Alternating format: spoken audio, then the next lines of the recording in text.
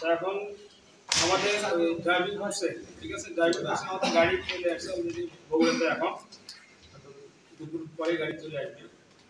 এখন আমাদের যে কাজটা একটু পরে করা দরকার ছিল, আমরা যে ট্রাফিক আইন সম্পর্কে আপনাদেরকে জানানো দরকার আছে, যেহেতু ড্রাইভিং কোর্স, ঠিক আছে। তো আমরা মানে এই বিভাগে যোগাযোগ করে তাদের সাথে যোগাযোগ করে আমরা এই জন্য জরুরি আমরা আগে এটা শিখেছি আর কি। আমাদের এইটা কিন্তু খুব একটা মূল্যবান বিষয়। গাড়ি যারা চালাবে বা যারা ড্রাইভিং কোর্সের জন্য লাইসেন্স দিবে তাদের জন্য কিন্তু এটা একটা বড় জরুরি বিষয়। তো উনি আসছেন এখানে রংপুর থেকে অনেক কষ্ট করে, সময় আমাদের সময় তো আমাদেরকে সময় দিছে, এই জন্য আমরা তার কাছে কৃতজ্ঞ, তাদের কাছে, ডিপার্টমেন্টের কাছে। তো উনি আজকে যা শিখাবে বা যে কথাগুলো বলবে, ওই যেটা ভালো একটা, এটা একটা ভালো বুদ্ধি করছে, ভিডিও করে রাখলে যদি প্রয়োজনে হয়তো সবারও তো আর ধারণ ক্ষমতা একরকম নয়। হ্যাঁ, যদি মনে না থাকে তাহলে পরবর্তীতে এই জিনিসটা তোমরা ঠিক আছে। তো ওরা উনি হচ্ছিলেন ট্রাফিক ইন্সপেক্টর। আমি পুলিশ সার্জেন্টে ভর্তি হয়েছিলাম, একটা প্রমোশন পাওয়ার পরে জেলা পুলিশে আছি রংপুরে। তো উনি যা বলবেন আমরা এটা মনোযোগ সহকারে শুনে, এখন যতক্ষণ উনি ক্লাস নিতে চায় আর কি, উনি ক্লাস নিবে, নেওয়ার পরে আমরা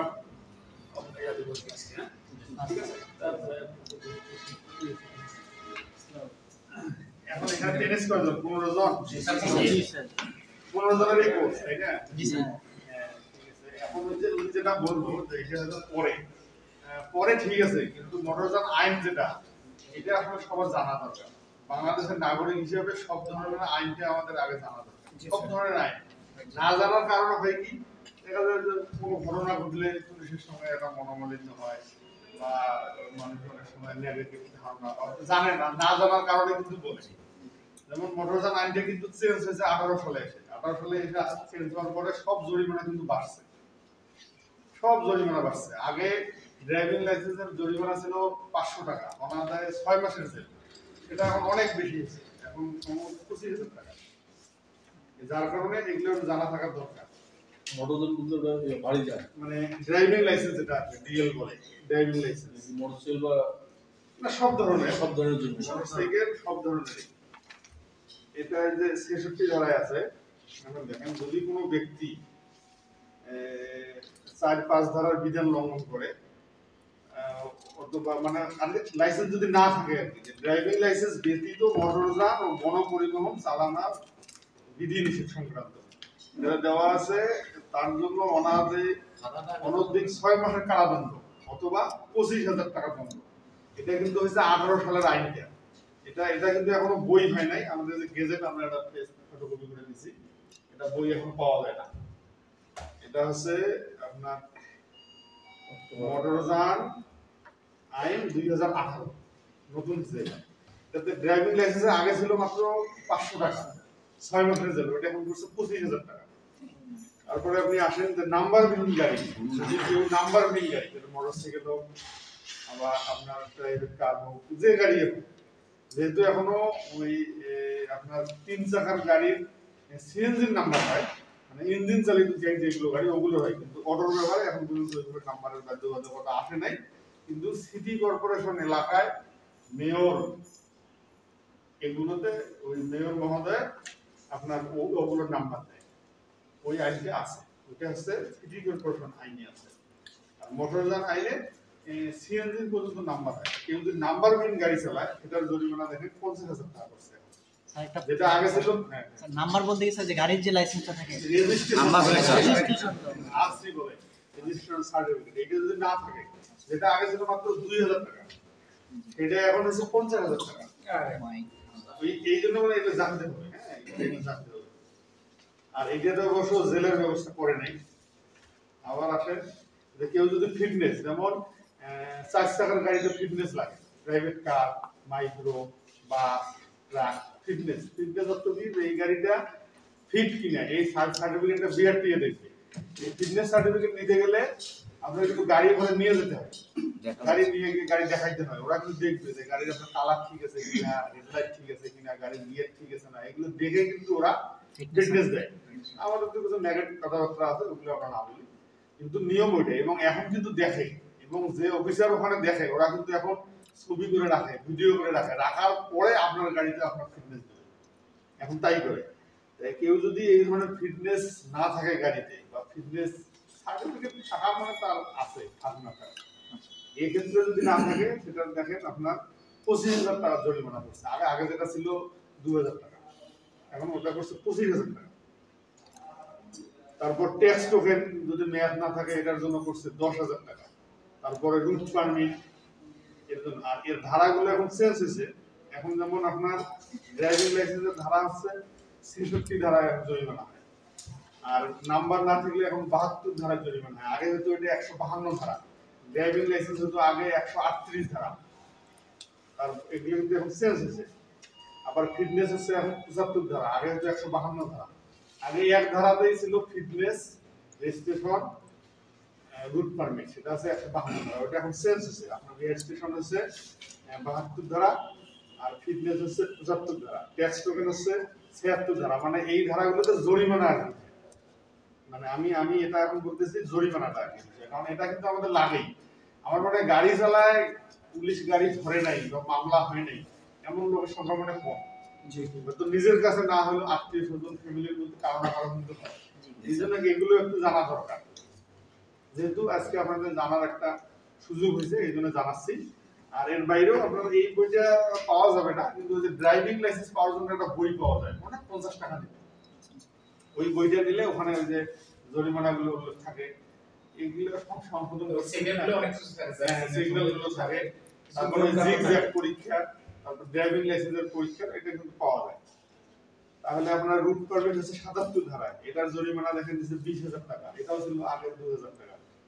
তারপরে আপনার মানে যেগুলো রুট পারমিট তো স্যার সবার জন্য, সবার জন্য লাগবে না। রুট পারমিট লাগবে বাণিজ্যিক গাড়ি, মানে যে গাড়িগুলো ভাড়ায় চলে এই গাড়িগুলো রুট পারমিট লাগবে। আর লাগবে আপনার যে গাড়ির সিট 9 সিটের উপরে, যেমন একটা যদি হাইয়েস্ট গাড়ি হয়, মানে গাড়ির কাগজে ফিটনেসে যে সিটের সংখ্যা উল্লেখ থাকবে, যদি 9 সিটের গাড়ি হয় তাহলে তার ইয়ে লাগবে না, রুট পারমিট লাগবে না। কিন্তু ভাড়ায় চালালে আবার লাগবে। কিন্তু ব্যক্তিগত গাড়ি যদি হয়, ভাড়ায় চালায় না কিন্তু তার গাড়ির সিট 9 সিটের বেশি, তাহলে তার পারমিট লাগবে। আচ্ছা, মানে পার্থক্য এটা, মানে ভাড়ায় চালানো সমস্ত গাড়ির রুট পারমিট লাগবে, কিন্তু যদি ব্যক্তিগত গাড়ি হয় তার সিট যদি 9টার বেশি হয় তাহলে তার রুট পারমিট লাগবে। আচ্ছা, ভাড়ায় চালানো সমস্ত গাড়ি বলতে পারে 4 চাকা বা 3 চাকা? হ্যাঁ, 4 চাকা। এমনিতে বাইক বা এরকম না, বাইক তো আসলে ভাড়া 9টার সিটে আলাদা বলছে না, কিন্তু ভিন্ন হয়, ওটা কিন্তু লেখাই থাকে।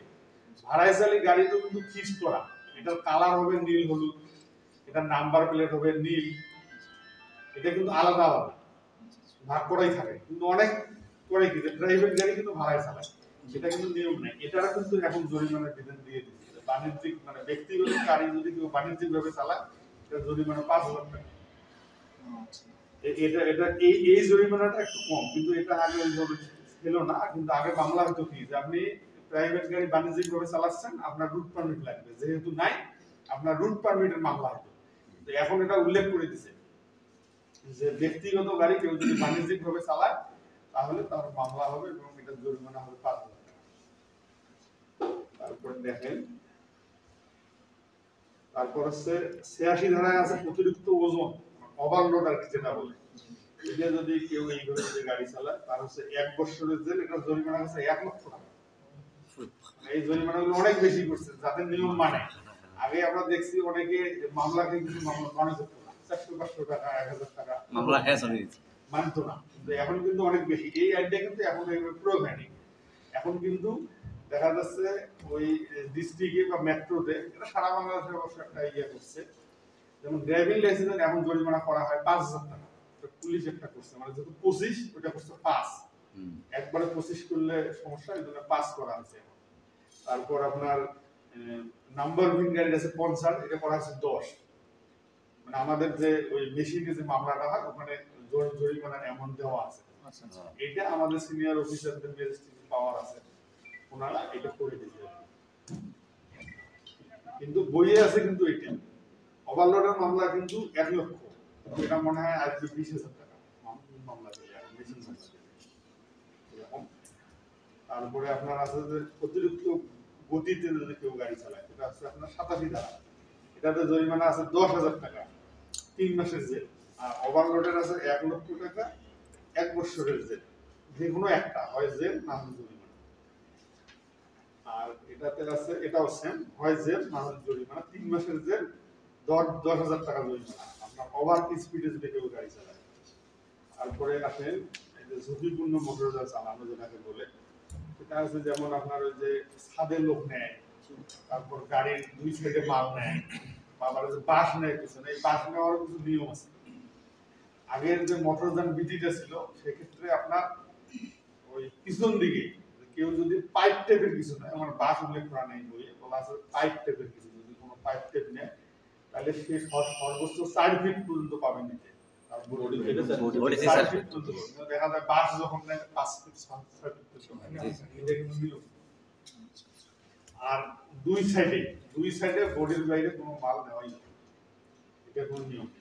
এই ধরনের ঝুঁকিপূর্ণ গাড়ি বা দেখা গেছে একটা গাড়ির সমস্যা আছে, ধরেন হেডলাইট ভেঙে গেছে বা সামনের গ্লাস ভেঙে, তারপরও চালায়, এটা কিন্তু চালানোর নিয়ম নেই। এটা গ্যারেজে নিতে হবে বা অন্য কোনো গাড়িতে করে আপনি নিয়ে যেতে হবে। অনেক সময় নিয়ে যান অ্যাক্সিডেন্টের গাড়ি, গ্লাস খোলা, লাইট টেপ জ্বলে না, স্টিয়ারিং বসে চালায় যাচ্ছে, এগুলো কিন্তু নিয়ম নেই। এই ধরনের এই যে ঝুঁকিপূর্ণ গাড়ি যদি কেউ চালায়, আর দেখেন এখানে আছে 3 মাসের দণ্ড অথবা 25,000 টাকা জরিমানা। আবার আছে সাধারণ কিছু নির্দেশনা আছে, যেটা আগে 137 ধারা ছিল, এটা এখন আগে ছিল 400 টাকা জরিমানা, 200 থেকে 400, এখন কিন্তু দেওয়া আছে 10,000 টাকা জরিমানা। আমাদের 3 মাসের জেল, এটাতে আপনার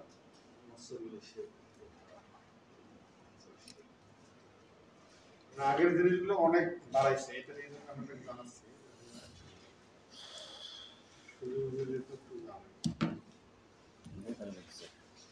যেমন এই যে মদ পান অবস্থায় যদি কেউ গাড়ি চালায়, তারপরে আপনার কন্ডাক্টর যারা থাকবে সেও যদি মদ পান করে, তারপরে আপনার যদি হেল্পার দিয়ে গাড়ি চালায়, যদি না চালায়, তারপরে আছে আপনার বিপরীত দিক দিয়ে যদি কেউ গাড়ি চালায়, উল্টা লেন আর কি, যেমন ওই যে ইয়েতে থাকে ওই শহরে কিন্তু আছে ওটা হয়, মানে এখনো যেমন রোড ডিভাইডার গুলো দিছে না, যে আপনি যে দিক দিয়ে যাচ্ছেন যদি আপনি ওই দিকে যান ওই দিক দিয়ে আপনি ঘুরবেন, কিন্তু অনেকেই করে উল্টা দিক দিয়ে ঘুরে। হ্যাঁ, এই ধরনের কাজ যদি করে এটা।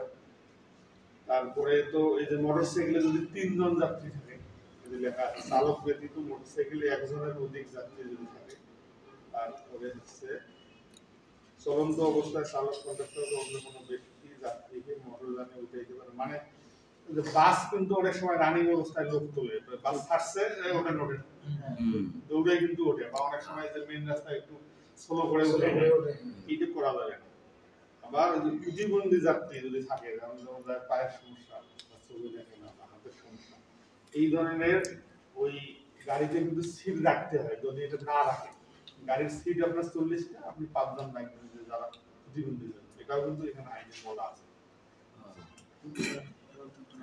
তারপর এই যে লেখা আছে যে মোটরযানের বডির সামনে, পিছনে বা উভয় পাশে বা বডির উপরে বা ছাদে কোনো প্রকার যাত্রী বা মাল নেওয়া, এটা যদি নেয়, মানে বডির সাইডে অনেক সময় যে লোক ঝুলে যায় বা দেখা গেল যে বাসটা নিয়ে রাখে সাইডে, অথবা ছাদে যদি লোক নেয় বা মালামাল নেয়, এটা কিন্তু নেওয়া যাবে। এই ধরনের ইয়েতে আপনার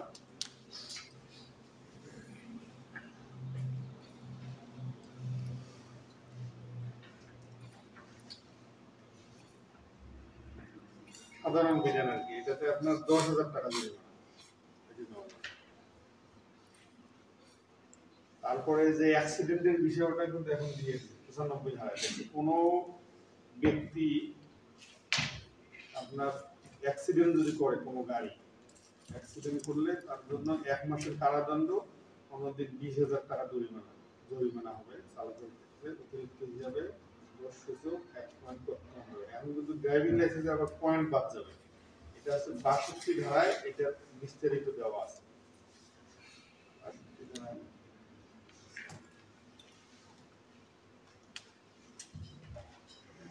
62 ধারায় আছে কোন সড়ক দুর্ঘটনা ঘটিলে সংশ্লিষ্ট মোটরযান চালক, কন্ডাক্টর বা তাহাদের প্রতিনিধি তাৎক্ষণিকভাবে দুর্ঘটনা সম্পর্কে নিকটস্থ থানা এবং ক্ষেত্র মতে ফায়ার সার্ভিস, মেডিকেল, হাসপাতাল অবহিত করবে। আঘাতপ্রাপ্ত ব্যক্তির জীবন রক্ষার্থে দ্রুততম সময়ের মধ্যে নিকটস্থ চিকিৎসা সেবা কেন্দ্রে প্রেরণ করবে।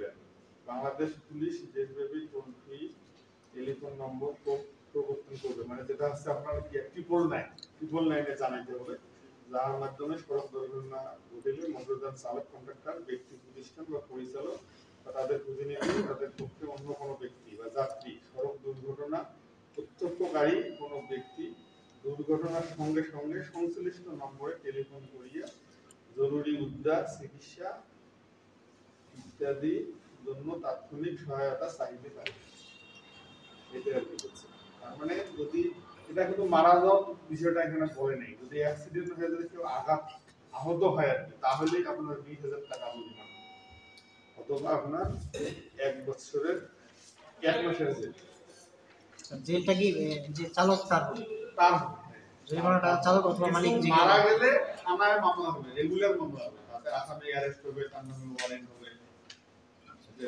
আর অনেক সময় হয় না যে গাড়ি এসে পালাই গেছে, এটাও ধরার নিয়ম আছে। ওই গাড়িটা যখন থানায় থাকবে, ওই গাড়ির নাম্বারটা দিয়ে দিলে ওখানে মালিকের নাম চলে আসবে, তখন মালিককে জিজ্ঞাসাবাদ করতে হবে যে আপনার ওই গাড়ির ড্রাইভার কে ছিল। উনি যদি বলে অমুক ছিল, তখন তাকে একটা তুচ্ছানপত্র দিতে হবে।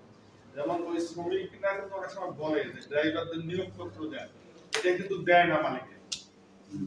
এটা কিন্তু দেওয়ার নিয়ম এখন ওইভাবে বাধ্যবাধকতা হয় নাই। যদি নিয়ম দিত তাহলে তার নিয়ম কাটছে, তার অফিসে সমস্ত ফাইল থাকতো, তাহলে এমনি জানা যেত। কিন্তু এখন কি করতে হয়, ওই গাড়ির নাম্বারটা সাল দিয়ে যে মালিক থাকে, ওই মালিককে ওনার কাছ থেকে একটা প্রত্যয়নপত্র নেওয়া লাগে যে ওই দিন এই আমার এই নাম্বারের গাড়িটা অমুক ড্রাইভার চালাইছে, তখন ওই তার নাম এইটা,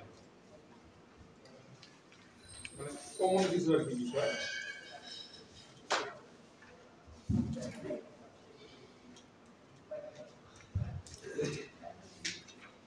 আর কোনো কিছু জানার থাকলে আপনারা বলতে পারেন।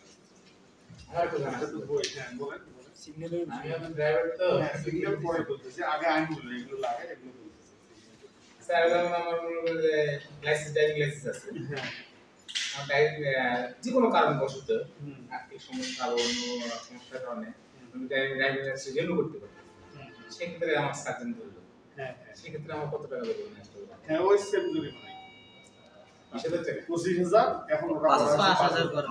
কারণ ড্রাইভিং লাইসেন্স এমন একটা জিনিস, এটার যেমন পয়েন্ট কিন্তু বাতিল হয়। আপনি যে এখানে পয়েন্টের বিষয় আছে, অ্যাক্সিডেন্ট করলে আপনার পয়েন্ট বাতিল হবে।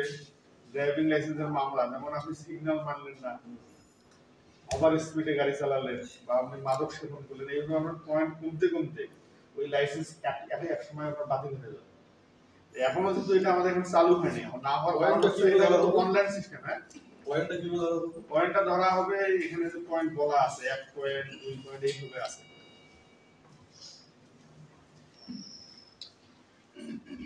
এখানে সব ধারায় নাই, কিছু ধারায় আছে। এই পয়েন্টগুলো, হ্যাঁ, এটা যখন ওই বিএসপি তে যেমন এই যে লেখা আছে, মোটরযানের বাণিজ্যিক ব্যবহার, যদি কোনো ব্যক্তি ধারা 31 এর বিধান লঙ্ঘন করেন, তাহা হইলে উক্ত লঙ্ঘন হইবে একটি অপরাধ এবং তৎজন্য তিনি 3 মাসের কারাদণ্ড অথবা 25,000 টাকা দণ্ড, উভয় দণ্ডে দণ্ডিত হবেন এবং চালকের ক্ষেত্রে অতিরিক্ত হিসাবে দোষসূচক 1 পয়েন্ট কর্তন হবে।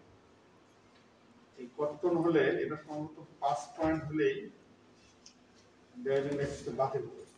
এটা যখন এই যে অনলাইন হবে, তখন কিন্তু মোবাইলে মেসেজ চলে আসবে যে আপনার লাইসেন্সটা বাতিল। যখন পুলিশ ধরবে, আমাদের কাছে এখন একটা মেশিন দিচ্ছে, এটা যখন আরো আপডেট হবে তখন ওখানে দেখানো যাবে, ওই নাম্বারটা সার্চ দিলেই বলে দেবে যে এটা ভ্যালিড নেই। তো সেম অবস্থা, যখন এটা মেয়াদ থাকবে না, তখন ওইটা কার্যকারী নেই। এবং ড্রাইভিং লাইসেন্সের মেয়াদ উত্তীর্ণ হওয়ার আগেই কিন্তু ওইটা রিনিউ করতে হবে। এটা কিন্তু নিয়ম বিআরটি। আপনার লাইসেন্সের একটা মেয়াদ শেষ ধরেন জুন মাসে, তাহলে ওইটা অবশ্যই আপনার 3 মাস আগে, জানুয়ারি, ফেব্রুয়ারি বা মার্চের মধ্যেই আপনার ওইটা রিনিউ করতে হবে। এবং মেয়াদ পার হয়ে যদি 3 বছর হয়ে যায়, তাহলে তাকে আবার পরীক্ষা দিয়ে লাইসেন্স দিয়ে 3 বছর আগে কি বাদ সুযোগ আছে স্যার? না, নাই, কিন্তু ওই আগে করতে হয়, না হলে তখন আপনাকে আবার ফি আপনাকে বেশি দিতে হবে। হ্যাঁ হ্যাঁ, ওই গাড়ির কাগজের যেমন মেয়াদ উত্তীর্ণ হলে একটা জরিমানা ফি দিতে হয়, অনেক স্যার এই আইপি কি যেতে প্রয়োগ করা হয় না, বিএসটি প্রয়োগ করা হয় না। কোনটা যে কোনটা আপনাদের আইন বাংলাদেশের আইন যেটা। হ্যাঁ হ্যাঁ মনে করেন যে আমি গেটে গেলাম, রান্নার করার পর পরীক্ষা দিলাম, যাওয়া যায় যে অনেক সময় আমার পাঠ পেলাম, পাঠ পেলাম, যেগুলো পাঠ পেলাম আটকে দিল, বা জিজ্ঞাসা ওদের আটকে দিল। এই বিষয়ে আচ্ছা স্যার জি স্যার মানে কোনটা বিএড পরীক্ষা দিতে যে ওখানে আটকে দেওয়া হবে, বেলুনগুলো দিলাম ভালোভাবে আটকে দিল। না এরকম হয় না, আমি কিন্তু বুড়ে থাকি 16 সাল থেকে আমি আবার বলে আছি, সুযোগ নেই এটা। আমি কিন্তু আপনার মোটামুটি চিনি, আপনার সাথে কথা বললাম, ঠিক আছে? কারণ আপনাদের অনেক হচ্ছে বড় ভাই আমার ডাকে যাবে মাইক্রো ড্রাইভার, হ্যাঁ হ্যাঁ জানি। যারা সেই দিক দিয়ে বলতেছি, হ্যাঁ যারা আমাদের বিয়ের জন্য লাডার করতে যাই, কর্মচারী থেকে দালাল বেশি, সবসময় ডাকতেছে আমাদের। না, আমাদের সবই ঠিক আছে, আমি বলতেছি দালাল আছে না, এরকমও আছে দালাল ধরা হচ্ছে, জেল হচ্ছে, জরিমানা হচ্ছে, এটা কিন্তু অনেকে নাই। এবং এইটা না করার জন্য গভর্নমেন্ট যে উদ্যোগগুলো নিচ্ছে, সেটা যেমন এখন লার্নার কিন্তু অনলাইন, আপনার কোথাও যাইতে হবে না, আপনি নিজের বাড়িতে বসে বা যে কোনো কম্পিউটারের দোকানে বসে আপনি লার্নার করতে পারবেন। এখানে মানে কাগজগুলো স্ক্যান করে দিবেন, অনলাইন ওই টাকাটা যাবে অনলাইনে, আপনি বাসায় বসে ওটা প্রিন্ট দিবেন, ওই ডেটেই আপনার পরীক্ষা হবে। অনলাইন করতে গেলে 1000 টাকা চাই। না আমি তো চাওয়া তো ভিন্ন জিনিস, চাওয়া ভিন্ন জিনিস। একজন এখন একটা দোকান ধরে করছে, এখন আপনি কাজ জানেন না, যেমন বললাম যে আইন না জানলে যেটা হয়, সরকারি ভাবে এটা তো যে আপনি সরকারি 345 টাকা, হ্যাঁ 345, কিন্তু তারা বলছে বা পার্বতী নির্বাচন করতে গেলে তারা হচ্ছে 1070। সে তো ব্যবসা করতে, সে তো দিচ্ছে দোকান। যেমন আমাদের এই যে আমরা যে মেশিনের মামলা দিই, যেমন ওখানে জরিমানা লেখা আছে 3000 টাকা, ওখানে যখন আপনি টাকাটা জমা দিতে যাবেন ওখান থেকে একটা টাকা চাবে 50 টাকা 100 টাকা চাবে। এটা কিন্তু এটার আপনার কোনো রিসিপ্ট দিতে পারবেন না, এটা হচ্ছে তার ব্যবসা। কারণ সে দেখা যায় ওই 3000 টাকা আপনার ইউপিএসের মামলাটা ভাঙালে সে হয়তো 5-10 টাকা পায়, হয়তো বা তার ওইটাতে চলে না, যার কারণে এই কাজটা সে করে। আবার এরকমও আছে দেখা গেল একটা লোক হয়তো কম বলতে বাইরে থেকে আসছে, ওর মামলা ভাঙাইতেই হবে, ও তখন হয়তো বেশি চায়। এগুলো তো আমাদের স্বভাব, তো সবার টুকটাক কেমন হয় না। কিন্তু অনলাইন সরকার করে দিছে যে আপনারা অনলাইনে করেন। আগে লার্নার নিয়ে ওখানে দিতে হতো, দেওয়ার পর লার্নার দিত, দেওয়ার পরে আবার পরীক্ষার ডেট নেওয়ার জন্য ওখানে আমার যাওয়া হতো, কবে পরীক্ষার ডেট দেবে। এখন কিন্তু ওটা নাই, সাথে সাথে আইন সম্পর্কে কোনো কিছু জানা। স্যার আমার একটা প্রশ্ন ছিল, স্যার কেউ যদি ভুয়া নাম্বার প্লেট বা ব্যবহার করে হ্যাঁ। সেক্ষেত্রে তার কি ব্যবস্থা? না না এটা আইন আছে, যেমন ওটাকে রেগুলার মামলা দেওয়া যাবে, সিটিং মামলা হিসেবে দেওয়া যাবে, যে এটা সরকারি সনদ ইয়ে করছে, এগুলো তার হেজালি মামলা হতে পারে, রেগুলার মামলা হবে। এছাড়াও মোটরযান আইনে ওই ধরনের নাই, কারণ যেহেতু সে আপনার ওই যে নাম্বার বিহীন হিসাবে জরিমানা হবে। আর স্পেসিফিক ওইভাবে ভুয়া নাম্বারের মোটরযান আইনে নাই, ওটা রেগুলার মামলা হবে, ডাব্লিউবিডি আইনে মামলা হবে। আর একটা বিষয় আছে, মানে মানে গাড়ি যখন সামনেতে পুলিশ দেখে, ট্রাফিক পুলিশ দেখলে গাড়ি অন্য রোড দিয়ে নিয়ে চলে যায়, তারপর পুলিশ আবার পিছনে পিছনে যায়, তো এই ক্ষেত্রে কি কোনো ওটার মামলা তো দেওয়াই হবে, আর যেটা নাই এই জন্য কি কোনো মানে ওদের হয়রানি করার জন্য কি কোনো এক্সট্রা কোনো মামলা দেওয়া হবে কিনা?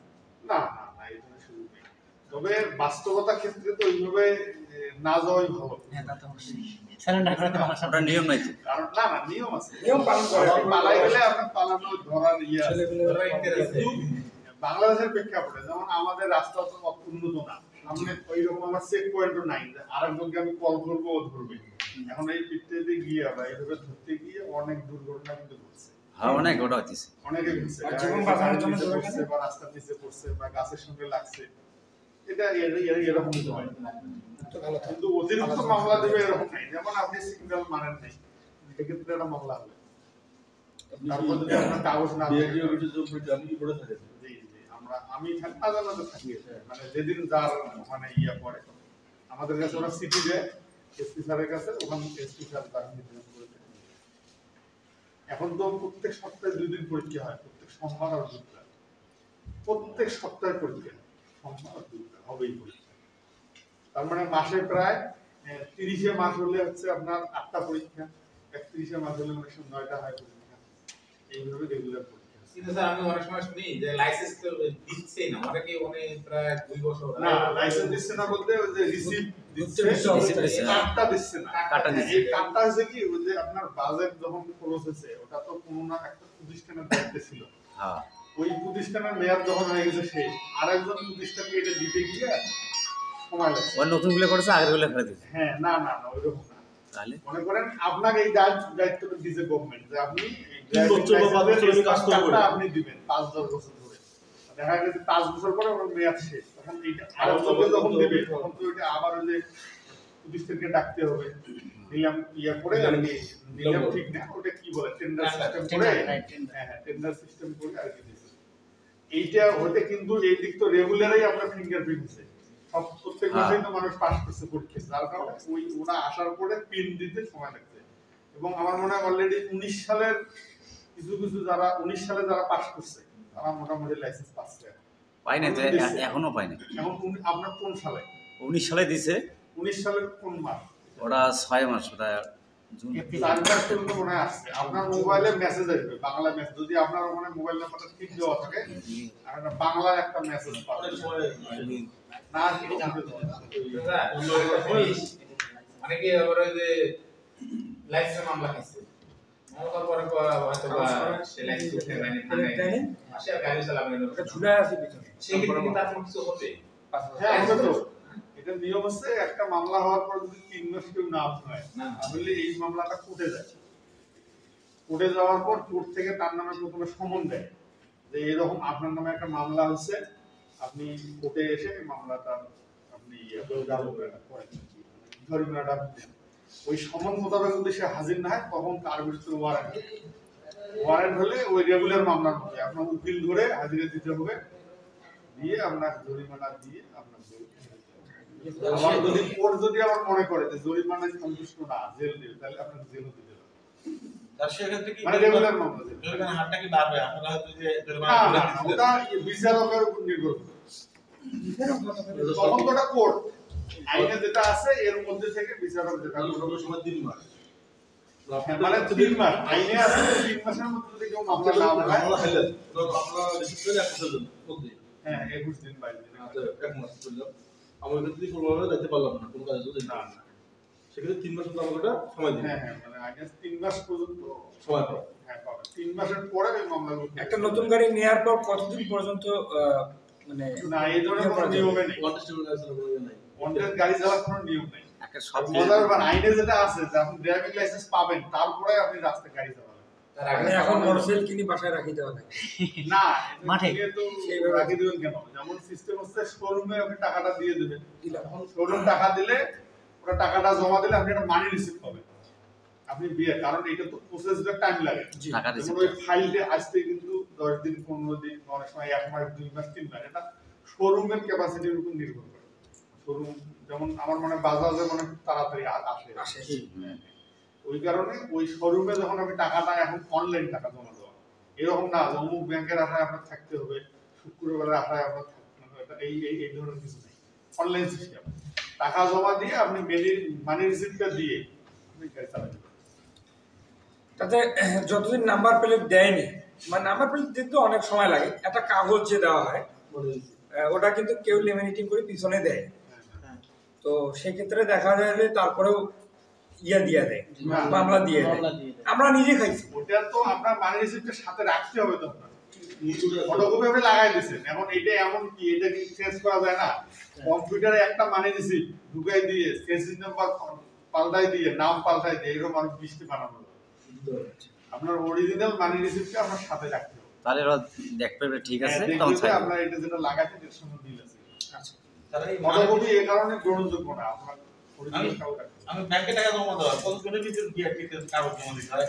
হয়তো আমার 1 বছর পার হয়ে 2 বছর পার হয়ে আমি বিআরটিতে জমা দেই নাই, আচ্ছা আচ্ছা, সেক্ষেত্রে কি নির্দিষ্ট করে কি আছে? একটা গাড়ির নাম্বার 10 বছর পার হলে ওই গাড়ির আর নাম্বার হয় না।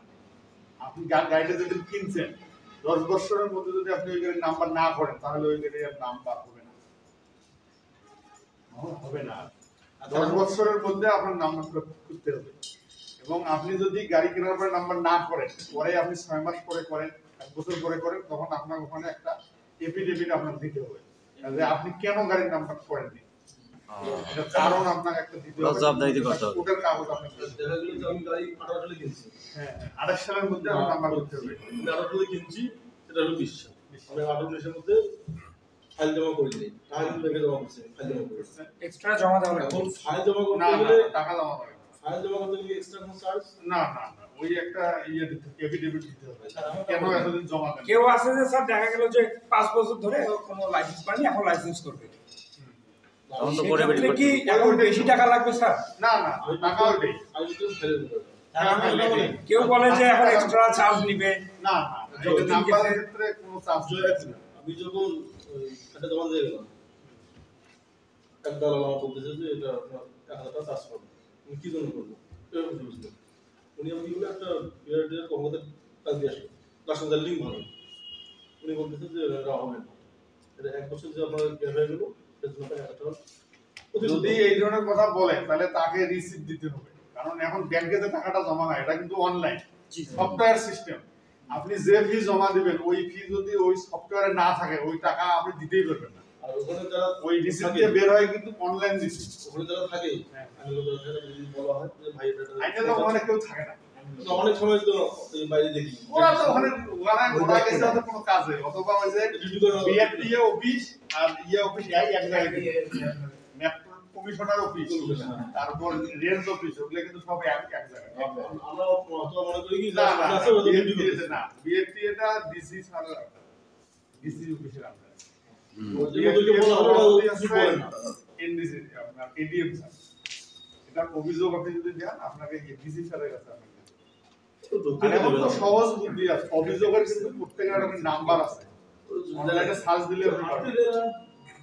ডিসি অফিসে সব জানতে গেলে না সব সিনকে তো নেগেটিভ করা যাবে না, কিছু সিনকে পজিটিভ করা লাগবে, সেই না হচ্ছে না এরকম। এটা হচ্ছে কি আমরা প্রত্যক্ষদর্শী, ঠিক আছে? যেমন আপনার সঙ্গে আমার একটা কাজ হয়েছিল, এটা এখানে বলা ঠিক হবে না, আমি তার আপনার এটা প্রত্যক্ষদর্শী, আপনার সাথে আমার একটা কাজ হয়েছিল, আমি একটা ভুক্তভোগী কিন্তু আমি সেদিন যখন ভালোভাবে আপনাকে মনে রাখছি যে নিকুঞ্জ দার নামে একটা লোক আছে রুমে। হ্যাঁ এখন এটা আসলে মানে বিস্তারিত জানা লাগবে, না জানি তো বলা যাবে না। এই যে যেমন বললো যে আমি পাস করার মতো পেলাম, আমি ওই বোর্ডে 16 সাল থেকে, বরঞ্চ পাস না করলেও আমি পাস করে দিছি। দেখা গেল যে একবার পা পড়ছে, দুইবার পা পড়ছে, কেউ বলছে এরকম পাস করার পরও দেই নাই, এরকম আমার বোর্ডে হয়নি। 16 সাল থেকে আমি ঘরে থাকি। আর যাই হোক ক্লাসের বিষয় আসি, এগুলো আমার পরে করা যাবে। হ্যাঁ, একটা প্রশ্ন ছিল স্যার। প্রয়োজন আমি নাম্বার দিয়ে দেবো। একটা সমস্যা নাই। প্রশ্ন ছিল। ড্রাইভিং পাওয়ার জন্য সর্বনিম্ন কত বয়স হতে হবে এবং সর্বোচ্চ সে পাওয়ার পরে কত বছর পর্যন্ত ব্যবহার করতে পারবে?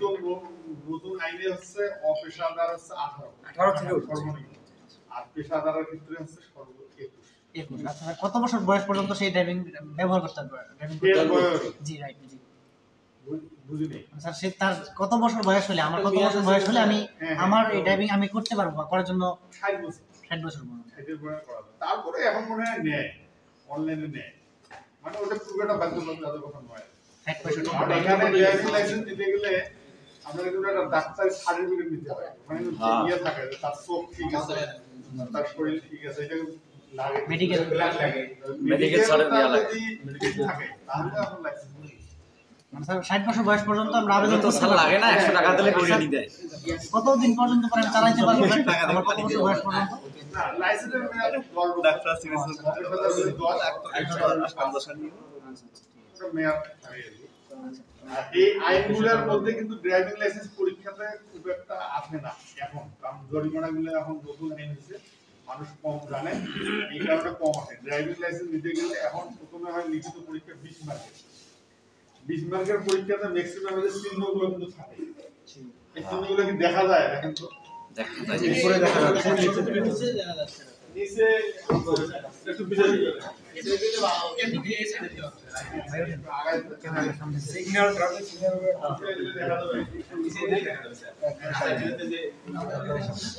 একটু আর কি দূরে যান। এই চিহ্নগুলোর মধ্যে ভাইবা হবে। হ্যাঁ একটু কত কম বলি। ড্রাইভিং লাইসেন্সের পরীক্ষা 3টে স্টেপে হয়। প্রথমে হয় লিখিত পরীক্ষা 20 মার্কের, তারপরে হয় ভাইবা, তারপরে ফিল্ড টেস্ট। তা এই জিনিসগুলো লিখিত এবং ভাইবা বলে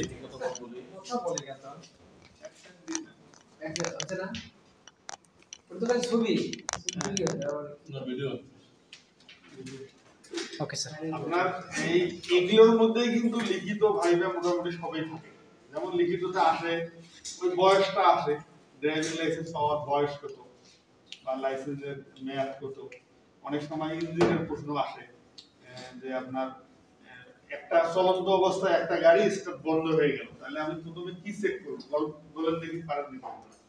সবাই তো মোটামুটি গাড়ি চালায়, যে আপনি একটা গাড়ি চালাতে চালাতে ওই গাড়ি বন্ধ হয়ে গেল, আপনি প্রথমে কি চেক করবেন? প্রথমে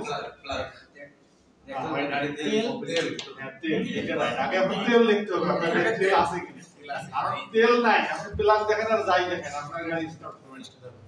যখন আপনি দেখবেন তেল আছে, তখন আপনি আদার্স দেখবেন, প্লাস দেখবেন, ইলেকট্রিক পাচ্ছে কিনা।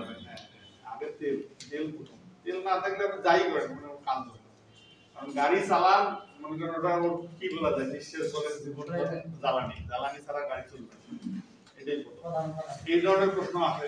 তারপরে আসে ওই যে হর্ন, মনে করেন যে কোন জায়গায় হর্ন বাজানো বাধ্যতামূলক, হর্ন বাজাইতেই হবে।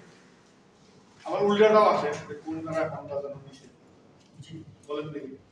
যেমন মেডিকেল সরকারি কোনো প্রতিষ্ঠান এটা মোটামুটি সবারই জানা। বাজাবো কোন জায়গায়?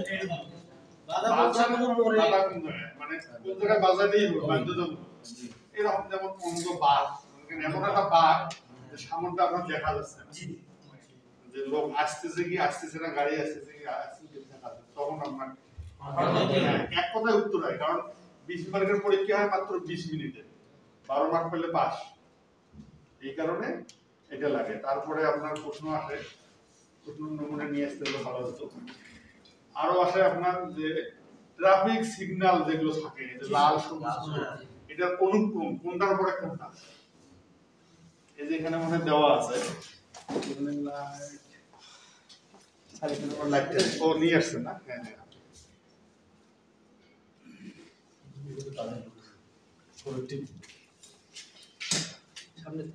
এটাই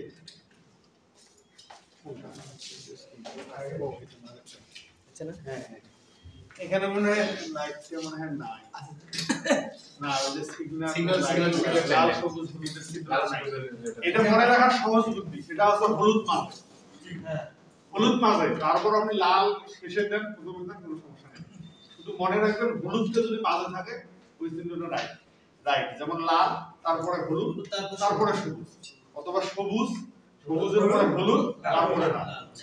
এই তিনটে চিহ্ন পার্থক্য করছে। আপনি বলবেন গাড়ি চালাচ্ছেন, আপনি লালে আপনি দাঁড়িয়েছেন, আপনি খেয়াল রাখবেন লালের পরে আপনার হলুদ হবে, তার মানে কি একটু পরে সবুজ হবে, আপনি রেডি হন, প্রস্তুতি নেন যে আমি এখন যাইতে পারবো। আবার মনে করেন যে সবুজ ছিল, যাচ্ছে, হলুদ আসছে, তার মানে একটু করে আপনার লালও হইতে পারে, সবুজও হইতে পারে। তার মানে আপনি আপনার ভাই থামা লাগবে অথবা আপনার যাওয়া লাগবে। হলুদ চিহ্নটা আসছে, এটা প্রস্তুতি নেওয়ার, সেটা যাওয়ারও হইতে পারে, থামারও হইতে পারে। আর লাল হলে তো দাঁড়াইতে হবে, মানে নিষেধ। সবুজ হলে আপনার এই ধরনের। স্যার জেব্রা ক্রসিং এর কাছে হ্যাঁ, জেব্রা ক্রসিং, এটা তো অনেকে বলে, আপনারা কেউ জানেন? কি বলেন পথচারী পারাপার, জেব্রা ক্রসিং। এটা তো কয়েকদিন আগে বলছিল। জেব্রা ক্রসিং কিন্তু এখানে আছে, হ্যাঁ এখানে আছে। এই যে এইটা পথচারী পারাপার, এই যে এই চিহ্নটা, এইটাই হচ্ছে জেব্রা ক্রসিং।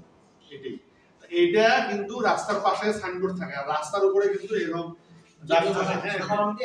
হ্যাঁ, এটা কিন্তু এই ধরনের চিহ্ন থাকে, কিন্তু এই ধরনের বাঁকানো না, এটা থাকে সোজা। ওই জেব্রা ক্রসিং এর অর্থ হচ্ছে ওইটার উপর দিয়ে মানুষ রাস্তা পার হবে। অতএব যারা গাড়ি চালাবে তাদের নিয়ম হচ্ছে যে যাই বলুক যে মানুষকে গেল, কিন্তু ওইটা কিন্তু মানুষ পার হওয়ারই জায়গা।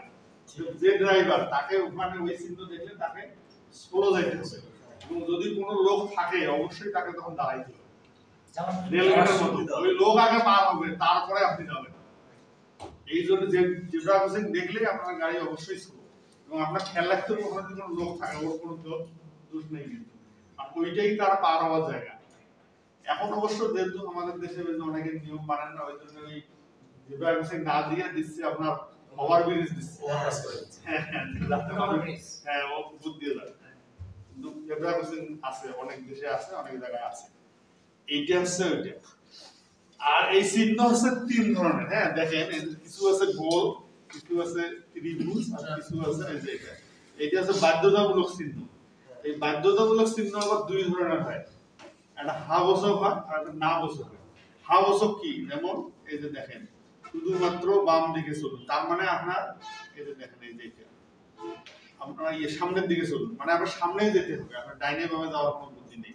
এটা শুধু বাধ্যতামূলক, মানে আপনার সামনেই যেতে হবে, আপনার ডাইনে বামে যাওয়ার কোনো বুদ্ধি নেই।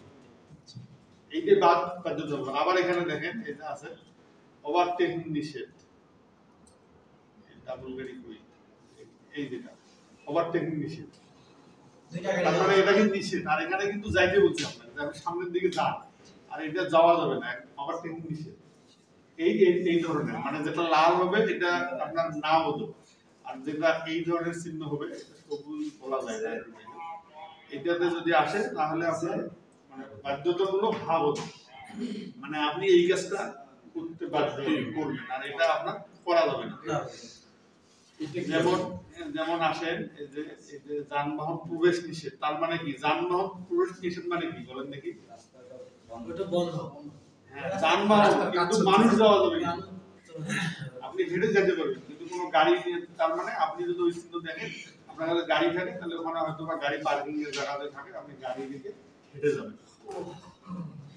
তারপর এই চিহ্নটা দেখেন, এই চিহ্নগুলো কিন্তু আছে বিভিন্ন ইয়েতে থাকে, যেমন আমরা এয়ারপোর্ট বলেন বা বিভিন্ন জায়গাতে থাকে। দেখেন থামুন এবং আগে যেতে দিন, মানে আগে আপনি থামবেন, আর যে আছে ও আগে যাবে, পরে যাবে না, এই চিহ্ন এটা। তারপরে যে এটা হচ্ছে আগে যেতে দিন, মানে একই রকম কিন্তু এখানে থামতে হবে, কিন্তু এখানে কি? এখানে না থামলে চলবে, স্লো করবেন উনি আগে যাবেন। এই দুটোর পার্থক্য। আর এখানে তো যানবাহন প্রবেশ। তারপরে এখানে দেখেন দিছে যে মোটরযান চলাচল নিষেধ, এটার মানে কি বলে? মোটরযান চলাচল নিষেধ, ওই রাস্তায় কোনো কিছু তবে কিন্তু ওখানে ইয়ে যাবে, মানে রিক্সা যাবে, মানে মোটরযান বলতে যেগুলো ইঞ্জিন চালিত যান ওগুলো না, কিন্তু রিক্সা কিন্তু ওগুলো যাবে। তারপরে দেখেন ট্রাক চলাচল নিষেধ, কিন্তু বাস কিন্তু যাবে না, বাস যাবে না, মানে ট্রাক প্লাস এখানে দিছে ট্রাক, কিন্তু যদি এটা লেখা না থাকে, যদি শুধু চিহ্নটা থাকে তাহলে বড় গাড়ি, মানে তখন বাসও যাবে না, কিন্তু আমার প্রাইভেট কার যাবে, মাইক্রো যাবে, মোটরসাইকেল যাবে, 3 চাকার গাড়ি যাবে, মানে বড় গাড়ি যাবে না। কিন্তু এখানে যখন ট্রাক ইন্ডিকেট করে দিয়েছে ট্রাক চলবে না, কিন্তু বাস আছে। কিন্তু যখন ট্রাক লেখা থাকবে না, কিন্তু যদি এই চিহ্ন থাকে তাহলে আমরা ধরে নিতে হবে বড় গাড়িগুলো যাবে না, মানে ভারী গাড়ি যাবে না, মাঝারি গাড়ি যাবে, হালকা গাড়ি যাবে। গাড়ির ভাগ হচ্ছে আপনার যে হালকা, মিডিয়াম আর হচ্ছে হেভি। হালকা হচ্ছে লাইট, মানে আপনার হচ্ছে প্রাইভেট কার, মাইক্রো, এবং এটার ওয়েট আছে। আর ভারী মিডিয়াম গাড়ি হচ্ছে আপনার মিডিয়াম ট্রাক যেগুলো আছে, জ্যাক টাইপের গাড়ি আছে। আর ভারী গাড়ি ট্রাক, মালবাহী ট্রাক। তারপরে দেখেন যে ঠেলা গাড়ি চলাচল নিষেধ, তার মানে কি? ঠেলা গাড়ি তো আগে ছিল, আমাদের কমছে, শহরে কিছু দেখা যায়, ঢাকা শহরে কিছু আছে মালটাল গাড়ি, ঠেলা গাড়ি চলবে না, কিন্তু আপনার গাড়ি কিন্তু চলবে, আপনার মোটরসাইকেল চলবে, ইয়ে চলবে, আপনার ওই মাইক্রো প্রাইভেট এগুলা চলবে, ঠেলা গাড়িটা এখানে নিষেধ। আর এখানে দেখেন যে পশুবাহিত যানবাহন চলাচল নিষেধ, আগে যেমন ছিল না গরুর গাড়ি ছিল, এখন ঘোড়ার গাড়ি মানে আসা হবে মালটালে। এই পশু দিয়ে যে গাড়িগুলো চলে ওগুলো যাওয়া নিষেধ, তার মানে ওই রাস্তাটা হয়তো ওই একটু বেশি গতির গাড়ি চলে, যার কারণে এই গাড়িগুলো নিষেধ। তারপর একটা দেখেন যে পথচারী চলাচল নিষেধ, তার মানে কি ওই দিক দিয়ে মানুষ যাওয়া যাবে না, ওই দিক দিয়ে শুধু গাড়ি যাবে। তারপরে আমরা রিক্সা চলাচল নিষেধ, মানে রিক্সা চলবে না, অন্য গাড়ি চলবে। তারপরে দেখেন সাইকেল চলাচল নিষেধ। তারপরে যেখানে ধীর গতির গাড়ি চলাচল নিষেধ। ধীর গতি মানে যেটা স্লো, সেটা আপনার ওই যে রিক্সা হোক, অটো হোক, ঠেলা গাড়ি হোক, যেই ধীর গতি, মানে গতি ওই গাড়ির মতো গতির লেন কিন্তু থাকে 3টা, ওই আপনার স্লো গাড়ির লেন, মিডিয়াম গতির গাড়ির লেন, হাই গতির গাড়ির লেন, এই ভাবে কিন্তু থাকে, যার কারণে ওখানে লেখছে যে স্লো, তাছাড়া অন্য গাড়িগুলো চলবে। তারপরে যে বিস্ফোরক দ্রব্যবাহী যানবাহন চলাচল নিষেধ, যেমন যে গ্যাস কিন্তু নিয়ে যায়, গ্যাসের গাড়ি যায়, তারপরে যে বিটুমিন যায়, এই ধরনের গাড়িগুলো, হ্যাঁ, এগুলো যাওয়া নিষেধ এখানে। আর এখানে দেখেন এই যে 10 মিটার দিছে, মানে প্রদর্শিত আপনার প্রস্থ দিছে, এটা দৈর্ঘ্য সীমা 10 মিটার, লম্বাটা ওই যে কিছু গাড়ি থাকে না, হ্যাঁ লম্বাটা দিছে এটা। এই চিহ্ন দিছে লম্বাটা, এখানে দিছে আপনার এই যে উচ্চতাটা, এই দেখেন চিহ্নটার এই যে উপর নিচে দেখলে বোঝা যায়, দেখেন এই যে, আর এইটা দিছে প্রস্থ, আর এটা দিছে লম্বাটা। গাড়ির যে পিছনে লম্বা থাকে, 10 চাকার গাড়ি হয়, 14 চাকার গাড়ি হয়, 12 চাকা, তো এখানে যেমন দিছে 10, যেখানে 10 থাকবে 10, যেখানে 20 থাকবে 20, যেখানে 15 থাকবে 15, এই পরিমাণ লম্বা গাড়িগুলো নেওয়া যাবে। তারপর একটা দিছে উচ্চতাটা, নিচ থেকে উচ্চতাটা, এখানে যেমন দিছে 4.4, এটা বেশি হতে পারে, কম হতে পারে। তারপরে দিছে এই যে সাইড 500টা দিছে আর কি, এই যে 2.2 মিটার। তারপরে এটা দেখেন 17টি, মানে এটা হচ্ছে 17 টন, মানে 17 টনের অধিক। যদি এখানে 18 থাকে 18, 10 থাকে 10, মানে এই 17 টনের অধিক গাড়ি ওই দিক দিয়ে নিয়ে যাওয়া যাবে না। তারপরে দিছে এই যে এক্সেল অর্থ কি? এক্সেল আপনারা বোঝেন, ওজন। এইটাতে কি এটাও যেমন দেখালাম 17 টন, এখানে আবার দিল 40 এক্সেল। এক্সেলটা হচ্ছে এই যে 17 টনটা আছে মালের, দেখেন এখানে লেখা আছে প্রদর্শিত ওজন সীমার ঊর্ধ্বের গাড়ি চলাচল, মানে আপনার গাড়ি মাল সহ 17 টন। যেমন গাড়ির কিন্তু একটা ওয়েট আছে, যেমন আপনার খালি গাড়ির কাগজে লেখা থাকে, যেমন 6 টন গাড়ি মোটামুটি, মানে 6 চাকার গাড়িগুলো মোটামুটি 5.5 টন পর্যন্ত হয়, 5 টন 5.5। 10 চাকার গাড়িগুলো 6 টন পর্যন্ত। তার মানে ওই 6 টন, তাহলে আপনার গাড়ির ওজন যদি 6 টন, তাহলে আপনার মাল 11 টন 17 টন। আর এখানে যে এক্সেল, তার মানে এই যে এক্সেল ওজনের সীমা, এখানে যে 4 টন লেখা আছে, মানে আপনার গাড়ির ওজন যদি 4 টনের বেশি হয় তাহলে ওই গাড়ি দিতে যাবে। তারপরে আসেন আপনার পার্কিং নিষেধ, তার মানে কোনো গাড়ি রাখা যাবে না। এই চিহ্নগুলো যখন ভাইবাতে আসবে তখন কিন্তু এখানে লেখা থাকবে না, নাম্বার থাকবে। আমরা কিন্তু ধরি যে আপনি 15 নম্বর বলেন, 14 নম্বর বলেন, ওই নাম্বারে কিন্তু দিচ্ছে, এখানে নাম্বার দেওয়া থাকবে। এখানে যেমন লেখা আছে এগুলো বোঝানোর সাথে, কিন্তু পরীক্ষার ক্ষেত্রে কিন্তু এগুলো লেখা থাকবে না, আমরা চিহ্ন দেখে আমরা বুঝতে হবে। যেমন দেখেন এই যে 1 টান পার্কিং নিষেধ, 2 টানের জায়গায় থামা নিষেধ। পার্কিং মানে কি থামা বা গাড়ি রাখা, আর এখানে কি, এখানে আর থামা যাবে না। তার মানে 1 টান যখন বুঝবেন ওখানে গাড়িটা রাখা নিষেধ, আবার 2 টান যেটা আছে ওখানে দেখেন থামা নিষেধ, চলতে সেকেন্ডে চলতেই থাকে, মানে ওখানে থামা যাবে না, আপনি যেতে থাকবেন, না থামে আপনি যাবেন। কিন্তু এখানে পার্কিং নিষেধ, মানে ওখানে আবার গাড়িটা রাখা যাবে না। মানে এই দেখেন এইভাবে আপনাকে কিন্তু মনে রাখা লাগবে, গাড়িটা বলে এগুলো ধরা। তারপরে ওভারটেকিং নিষেধ, এখানে দেখেন এই যে লাল গাড়িটা আছে, মানে ওভারটেক করে মানুষ কোন দিক দিয়ে, ডান দিক দিয়ে। এই যে এই চিহ্নটা, এটা কিন্তু আপনার এখান থেকে ডান দিক, আপনি যদি এই দিক দিয়ে ঘোরেন তাহলে কিন্তু এই চিহ্ন মিলবে না। যেমন এই যে আপনার এইটা দেখেন কি, আপনার এই যে ডানে মোড় নিষেধ, মানে এই যে ডান, আমি দাঁড়ানোর পরে কিন্তু ডান, মানে এই চিহ্নটা কিন্তু, এই চিহ্নটা বুঝাবে আপনার দিকে, আপনি যাচ্ছেন ঘুরে না আবার। ওই এটাও সেম ওভারটেকিং, তার মানে আপনি যখন দেখবেন যে এই লাল গাড়িটা যদি ডান দিকে থাকে, দেখার সময় আপনি যখন দেখবেন তখন যদি আপনার ডান দিকে থাকে তাহলে ওভারটেকিং নিষেধ। কিন্তু এটা যদি বাম দিকে থাকে তখন কিন্তু হবে যে পাশাপাশি চলা নিষেধ। এই চিহ্নের কিন্তু ভাগ আছে, এই লাল গাড়ি যদি এই দিক থাকে তাহলে পাশাপাশি যাওয়া নিষেধ। যেমন যে আপনার শহরে আছে না, বা এখন আমাদের 4 লেন গাড়ি হচ্ছে, যে আপনার রোড ডিভাইডার আছে, 1 লেনে যাবে গাড়ি, ওখানে 5 দিক গাড়ি যায় না, ওই যাওয়াটা নিষেধ যদি ওই চিহ্ন থাকে।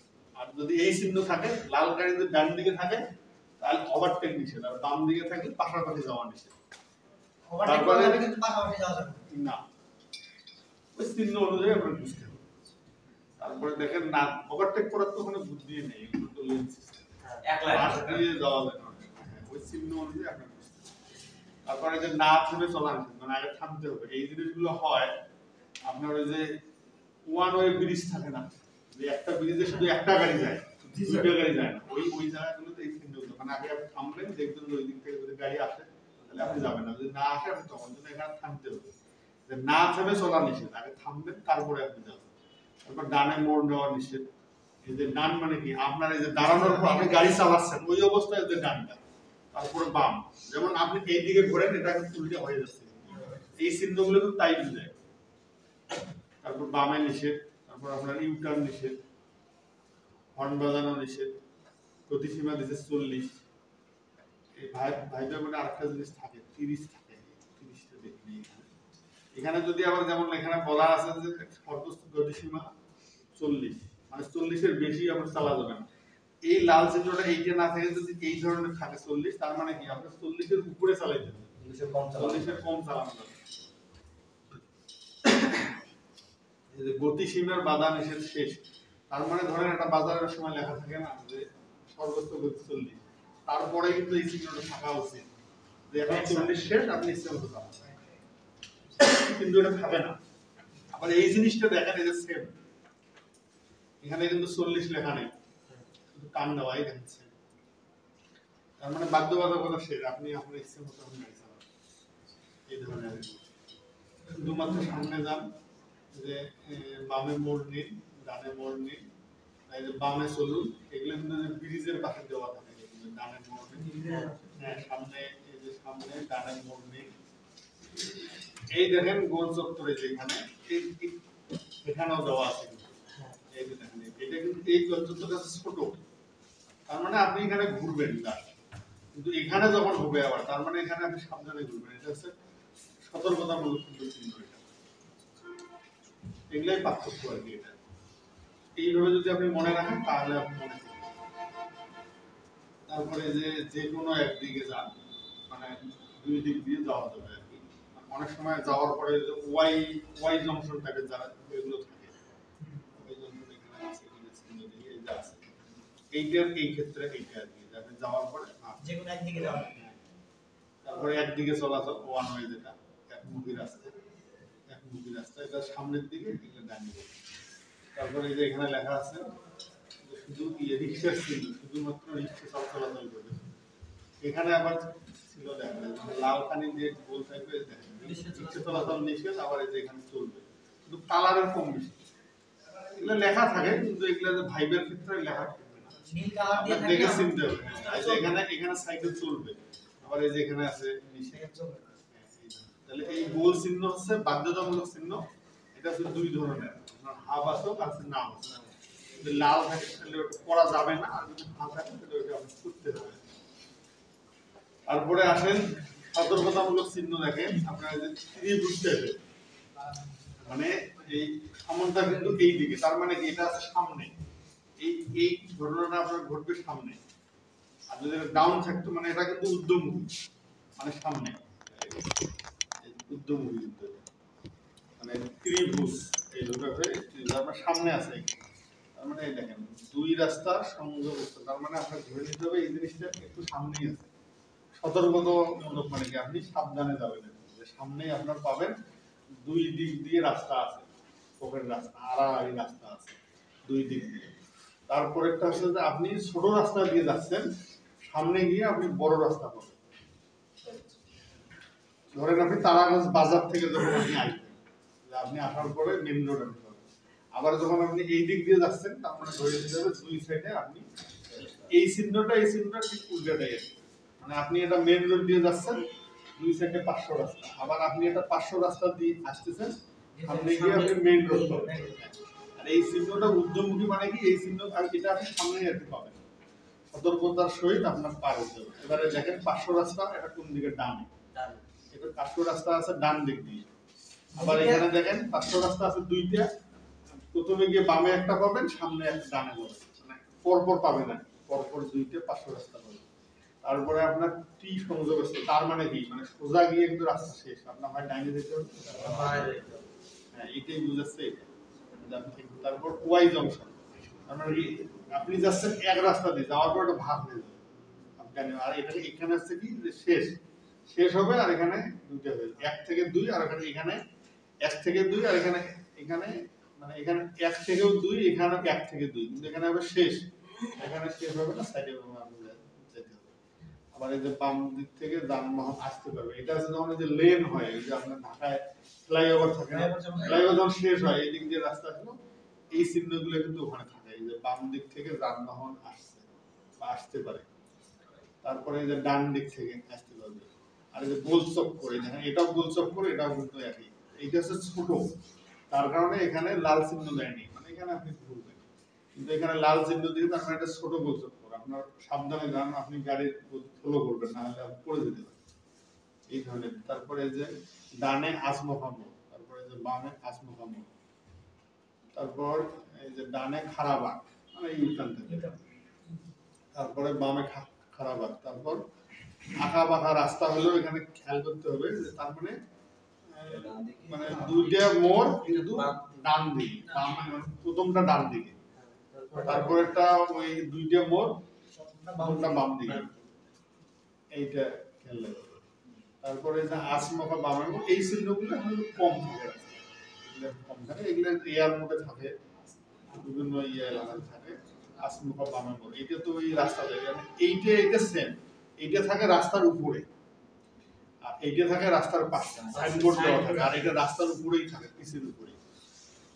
তারপরে দেখেন উভয় পাশ থেকে রাস্তা মানে আপনি যাচ্ছেন বড় রাস্তা, যাওয়ার পরে ছোট, এটা যেমন মানে ইগুরসালি না, ইগুরসালি না, এটা মানে চলে আসা ব্রিজের ওখানে আছে, এটা যেমন ব্রিজ পার হওয়ার পর আপনি যখন, কারণ ব্রিজের রাস্তাটা অনেক বড়, যখন আপনি মেন রোডে তখন ছোট, এরকম বড় রাস্তা থেকে যাওয়ার পরে রাস্তা সংকীর্ণ হয়ে যাবে। তারপরে যে ডান দিক থেকে মানে আপনি যাচ্ছেন সোজা, ডান পাশটা একটু চাপা, এটা বুঝেছে। তারপরে এটা বাম পাশটা বুঝেছে। তারপর আপনি মনে করেন যাচ্ছেন, যাওয়ার পরে ওইটা কিন্তু এক রাস্তা হয়ে যাবে। আর এই যে দেখেন এই যে চিহ্নটা যে এখন পাই না, ট্রাফিক সিগন্যাল, এই দেখেন এই যে হলুদটা আছে মাঝে, এখন আপনি কই কোথায় নেন না, এটা মনে রাখার, এটা কিন্তু আসে যে ট্রাফিক সিগন্যালের অনুক্রম, তাহলে হলুদ মাঝে হলে ওটা রাইট, আপনি এখন লাল আগে দিবেন, সবুজ দিবেন আগে দেন, কিন্তু হলুদটা হবে মাঝে। আর এই যে দেখেন এখানে লিখছে অত্যাধিক ঢালু নিম্নমুখী রাস্তা, তাহলে এটা নিম্ন, এটা ঊর্ধ্ব, একই রকম না, আপনি এটা বুঝবেন কেমনে, এই যে গাড়ির সামন সাইডটা কিন্তু একটু বড় হয়, খেয়াল করেন যদি দেখা যায়, মানে একটা গাড়ি আছে না, গাড়ির সামনটা কিন্তু একটু লম্বা হয়, পিছনটা একটু কম হয়। এই সামনটা দেখেন, সামনটা যদি নিচের দিকে হয় তাহলে হবে নিম্নমুখ, আর এই সামনটা যদি উপরের দিকে, এখানে মানে একই রকম দিয়ে দিচ্ছে, এটা ভুল করছে না, এটা যে নিম্নমুখী, এটা হবে ঊর্ধ্বমুখী। ঊর্ধ্বমুখী হলে এই সামনটা এইদিকে হবে, মানে গাড়ির সামনটা একটু লম্বা হয়, গাড়ির সামনটা লম্বা, এটা যে উপরে উঠতেছে গাড়িটা, কিন্তু এখানে চিহ্নটা যেমন ওইভাবে করে দিয়েছে নিম্নমুখী, এটা শুধু উল্টাই দিতে যাচ্ছে, এটা তো এই দিকে দেওয়া যাবে, শুধু ইয়া করে দিলে।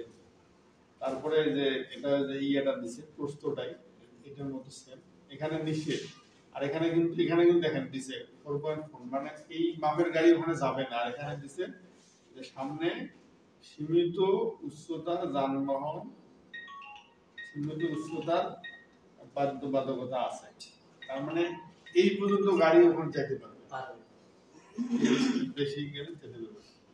তারপরে যে সম্মুখে উভয় দিক হতে যাতায়াতকারী যানবাহন, মানে এক লেন আর কি, যেমন এই রাস্তাটা আছে না, এই মানে একটাই লেন, ওই দিয়ে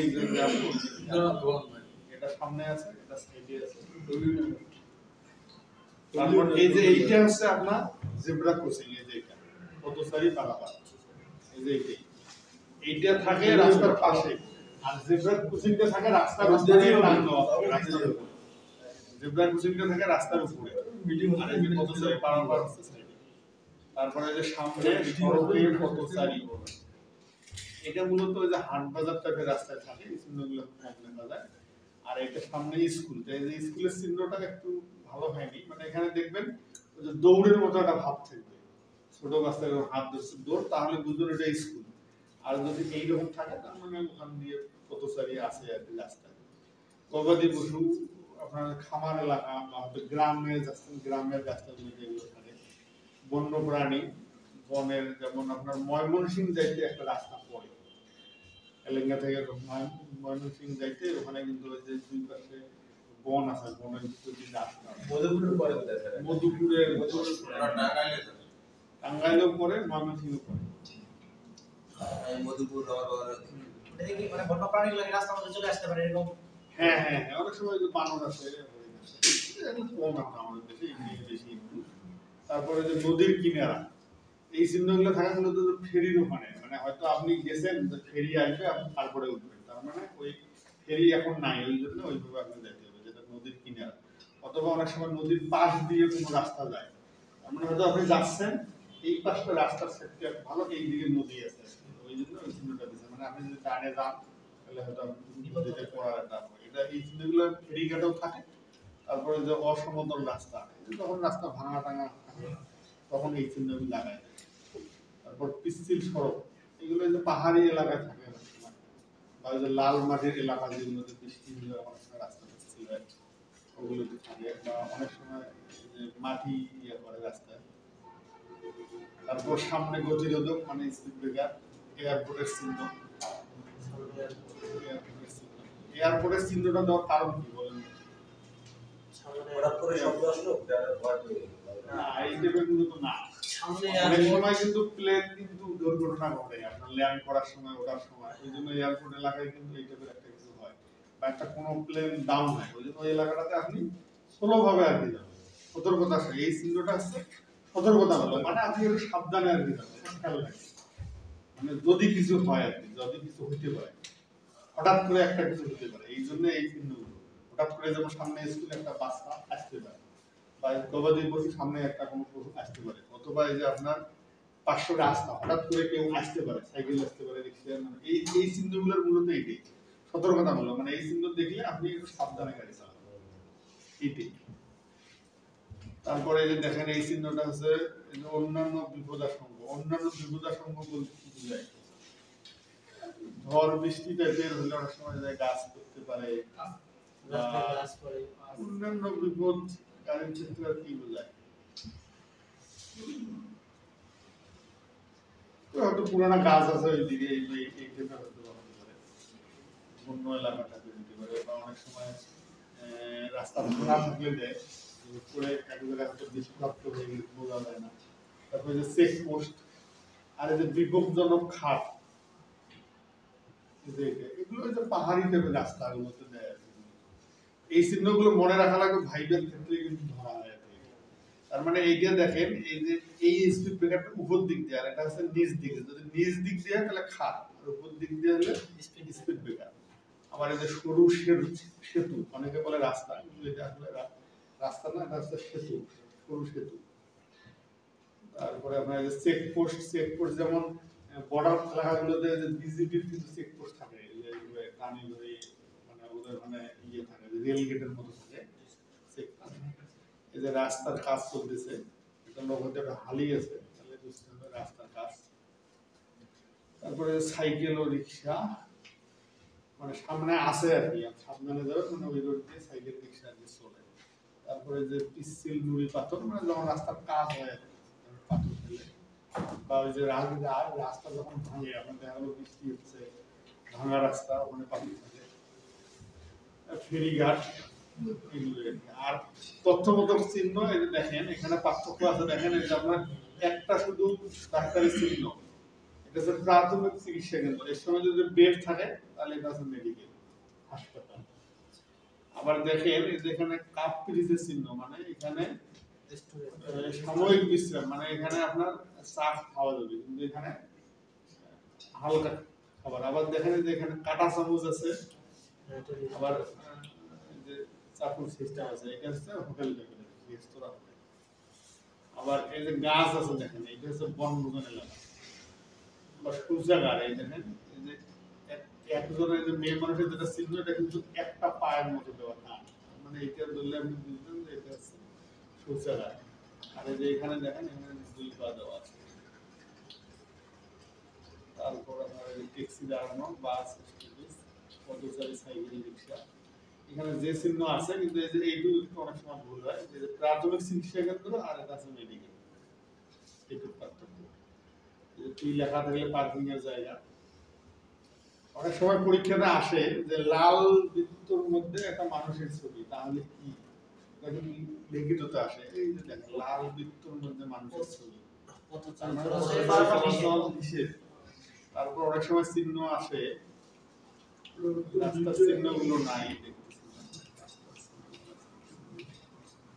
যে অখণ্ডিত দাগ রাস্তার মাঝখান দিয়ে, অখণ্ডিত মানে খন্ড খন্ড নাই, সমান দাগ, অখণ্ডিত দাগ। এই চিহ্নটা কি বুঝাচ্ছে? তার মানে ওখানে ওভারটেকিং করা যাবে না। আবার লেখা থাকে খণ্ডিত দাগ, ওভারটেক করা যাবে ওই একটা বই পাওয়া যায়, ওইটা নিলে আপনারা পাবেন। আবার এই যে এখানে দেখেন এইটা কি আপনারা বোঝেন, এই যে লেখেন লেখা আছে এই যে M3 ঢাকা, তারপরে M7, এই যে M7 এগুলো কি আপনারা চেনেন না? এই যে M3 কেন, এই যে A আর নয় M3, তারপরে এই যে M7, এই যে M7, তারপর আর আছে এই যে M3 এটা কি M3 টা কি? এটা তো বুঝলাম যে এইদিকে আপনার ঢাকা, এইদিকে টাঙ্গাইল, M3 লেখা না। ইনল্যান্ডের রাস্তা নাকি স্যার? না এটা হচ্ছে ন্যাশনাল হাইওয়ে, মানে জাতীয় মহাসড়ক। যে রাস্তাগুলো জাতীয় মহাসড়ক ওখানে এই যে M দিয়ে, তারপর এটা হচ্ছে M3, তার মানে এটা 3 নম্বর জাতীয় মহাসড়ক। তারপর এটা হচ্ছে M7, তার মানে এটা 7 নম্বর জাতীয় মহাসড়ক। তারপর এই দেখেন এই যে টাঙ্গাইলে M4, তার মানে এটা হচ্ছে জাতীয় মহাসড়ক 4 নম্বর রাস্তা। এই ধরনের ভাগগুলো এগুলো বোঝায় যে M4 এগুলো বোঝায়। তারপরে যে নিম্নমুখী গণনা চিহ্ন, মানে প্রথমে 3, তারপরে 2, তারপরে 1, মানে চিহ্ন কাউন্টিং করে না, খেলা যখন শুরু হয় যে 10, 9, 7, 8, তারপরে 0 স্টার, এই চিহ্নটা আগে থাকতো, এখন রেলের ক্ষেত্রে এটা থাকে। মানে আপনি 3, তার মানে 2, তারপরে 1, তারপরে আপনি হয়তো রেল গেট পাবেন। এগুলো আগে ছিল, এগুলো যে নিম্নমুখী গণনা, মানে 3, 2, 1। আবার যদি 1 পান 1, 2, 3 এর পরে আপনি 3, এই টাইপের চিহ্ন। যে সামনে রেল ক্রসিং এর চিহ্ন, আগে এগুলো ছিল, এখন তো এগুলো ছিল না। আর এই যে দেখেন যদি এই যে রেল লাইনের ছবি থাকে, মানে রেল লাইন কাটা, তাহলে ওখানে হচ্ছে পাহারাদার আছে, রক্ষিত লেভেল ক্রসিং। আর যদি এই যে রেলগাড়ির ছবি থাকে, তার মানে ওখানে পাহারাদার নেই। এই ধরনের প্রশ্ন আসে লিখিততে যে লেভেল ক্রসিং কয়টি? লেভেল ক্রসিং 2টি, একটা রক্ষিত, অরক্ষিত। রক্ষিত অর্থ কি, ওখানে পাহারাদার আছে, আর অরক্ষিত মানে পাহারাদার নাই। তাহলে আপনি যদি রেলের ছবি দেখেন, যে রেলগাড়ির ছবি, মানে ইঞ্জিনের ছবি দেখেন, তাহলে ভাববেন যে ওখানে পাহারাদার নাই। আর যদি রেল লাইনের ছবি দেখেন, যে রেল লাইন কাটা দেওয়া, তার মানে ওখানে পাহারাদার আছে। এটাই পার্থক্য। এটা কিন্তু আসে পরীক্ষাতে। আবার আসে যে ট্রাফিক চিহ্ন আর কি, যে কত প্রকার। এই যে দেখেন এটা 3 প্রকার হবে আপনার, এই বাধ্যতামূলক, সতর্কতামূলক, তথ্যমূলক। এই যে এখানেই দেওয়া আছে যে ট্রাফিক চিহ্ন, এবং ট্রাফিক চিহ্ন মূলত 3 প্রকার: বাধ্যতামূলক, সতর্কতামূলক, তথ্যমূলক। প্রতি ট্রাফিক সাইন ভিন্ন ভিন্ন আকৃতির হয়, যে গোলাকৃতি বাধ্যতামূলক, ত্রিভুজ আকৃতি সতর্কতামূলক, চতুর্ভুজ আকৃতি তথ্যমূলক। তাহলে তথ্য আমাদের দেয় কি, যেমন সামনে আপনার প্রাথমিক চিকিৎসা কেন্দ্র আছে, সামনে হাসপাতাল আছে, সামনে ফিলিং স্টেশন আছে, সামনে ফায়ার সার্ভিস আছে, এগুলো তথ্যমূলক আপনার। বাধ্যতামূলক এই যে ওভারটেক করা যাবে না, 40-এর বেশি গাড়ি চালানো যাবে না, এই জায়গায় হর্ন বাজা যাবে না, এখানে পার্কিং করা যাবে না, এগুলো। সতর্কতামূলক কি, যেমন সামনে পথচারী পারাপার বা আপনার জেব্রা ক্রসিং আছে, তারপরে আপনার এই যে 500 রাস্তা আছে, তারপর স্পিড ব্রেকার আছে, তারপরে আপনার সামনে স্কুল আছে, তারপরে যে আপনার অরক্ষিত লেভেল ক্রসিং আছে, সরু ব্রিজ আছে।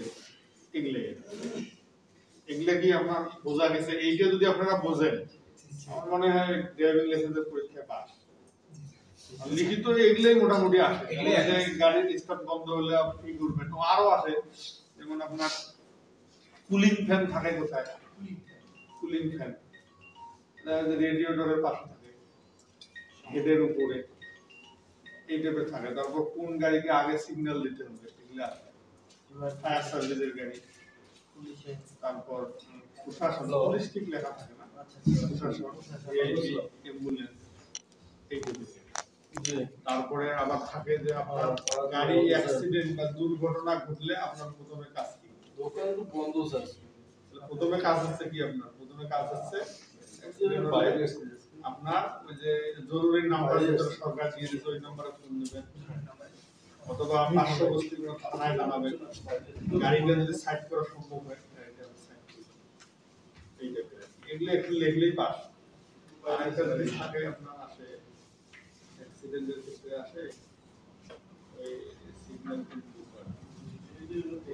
আসে নিয়মিত ব্যাটারির কি চেক করতে হয়, পানিতে চেক করতে হয় নিয়মিত। এখন পাউডার ব্যাটারি, তারপরে ব্যাটারির ভোল্টেজ আছে, ব্যাটারি ভোল্টেজ 6 থেকে 7, যেমন মোটরসাইকেলের ব্যাটারি কিন্তু 6, 24 পর্যন্ত আসা ভোল্টেজ আছে, 6 থেকে 24। আর কি ও কারা কারা গাড়ি চেক করতে পারে, গাড়ির কাগজ চেক করতে পারে। সাব ইন্সপেক্টর সার্জেন্টের নিচে নয়, উপরে। সাব ইন্সপেক্টর সার্জেন্টের উপরে যে কোনো পুলিশ কর্মকর্তা। আর পিএসসি, হ্যাঁ, কিভাবে কাগজ কিভাবে জানালে র্যাঙ্ক চিনতে হবে তো। যেমন সাব ইন্সপেক্টর এখানে দুইটা ইয়ে থাকবে, আপনার স্টার থাকবে, এগুলোকে টিপস বলে। যদি দুইটা স্টার থাকে তাহলে স্টার র্যাঙ্ক সাব ইন্সপেক্টর অথবা সার্জেন্ট, দুইটা স্টার থাকবে টানা। এটা মোবাইলে সার্চ দিলেই পাওয়া যাবে যে পুলিশের র্যাঙ্ক বেশি। যেমন দুইটা স্টার তারপরে পিপস, এটা ডাবল পিপস হলে এএসপি, পিপস বাতিল হয়ে যদি শাপলা হয় তাহলে হচ্ছে এডিশনাল এসপি, তারপরে যদি পিপস এবং শাপলা যদি হয় তাহলে এসপি, তারপরে শাপলা দুইটা পিপস যদি হয় এডিশনাল ডিআইজি, তারপরে আপনার তিনটা পিপস একটা শাপলা তাহলে হচ্ছে আপনার ডিআইজি, তারপর তখন আবার পড়া রিভিউ নেবে। এটা তো মনে হয় পুলিশের ক্ষেত্রেই বেশি থাকে, কত বাহিনী আছে তখন পুলিশের মানে সিনিয়রটা বেশি থাকে। না সবারই আমি সাইনটা দেখছিলাম যে পুলিশেরই বেশি। এইরকম যখন শাপলা আমাদেরও আছে, আর্মিরও আছে। না না, এই জন্য বলা আছে যে সাব ইন্সপেক্টর সার্জেন্টের উপর র্যাঙ্কের যে কোনো পুলিশ পারবেন, এবং বিআরটি এর দায়িত্বপ্রাপ্ত কর্মকর্তা, বিআরটি আর কি মূলত যারা ড্রাইভিং লাইসেন্স ওনাদের যাদের দায়িত্ব দেওয়া হবে তারা পারবে। আর মোবাইল কোর্ট আদালতে অন্য কোনো বাহিনী পারবে না, যেমন আর্মি না, যেমন আর্মি এদের বিসিবি ইয়েতে যায় না, আপনার ভোটের ডিউটিতে যায় না, ওদের সময় কিন্তু একজন ম্যাজিস্ট্রেট থাকে। ওই ম্যাজিস্ট্রেট ওদের নেই, উনি যা বলবে উনি তাই করবে। তাছাড়া ওখানে বিজেপি আইন অ্যাপ্লাই করার কোনো পাওয়ার নেই। আর্মিও পারবে না। আর্মি পারবে কখন? যখন সংবিধান বন্ধ থাকবে, জরুরি আইন হবে, তখন আর্মির আন্ডারে চলবে। তখন যদি সংবিধান ক্লোজ থাকে, জরুরি আইন হিসেবে তখন চলে, তখন গেজেট পাস হয়, ওই গেজেটে যা লেখা থাকবে তাই হবে। নর্মালি পারবে না। আর্মি গেলেও আপনার সঙ্গে ম্যাজিস্ট্রেট দিতে হবে, এবং ম্যাজিস্ট্রেট যে ভ্রাম্যমাণ করে ওখানে আবার ম্যাজিস্ট্রেট পারে না পুলিশ ছাড়া, ওখানে কিন্তু পুলিশ থাকে। পুলিশ না থাকলে পুলিশের নাম দিবে ওখানে, অমুক দারোগা ছিল, অমুক সার্জেন্ট ছিল, তার নাম দিয়ে এই কাজ। এটা আর কি। আর কি আসে, এগুলো আসে মোটামুটি পরীক্ষাতে, এগুলো আসে। ও আবার আসে আরো এরকম যে রানিং অবস্থায় আপনার গাড়ির চাকা ফেটে গেছে, আপনি করণীয় কি বলেন দেখি?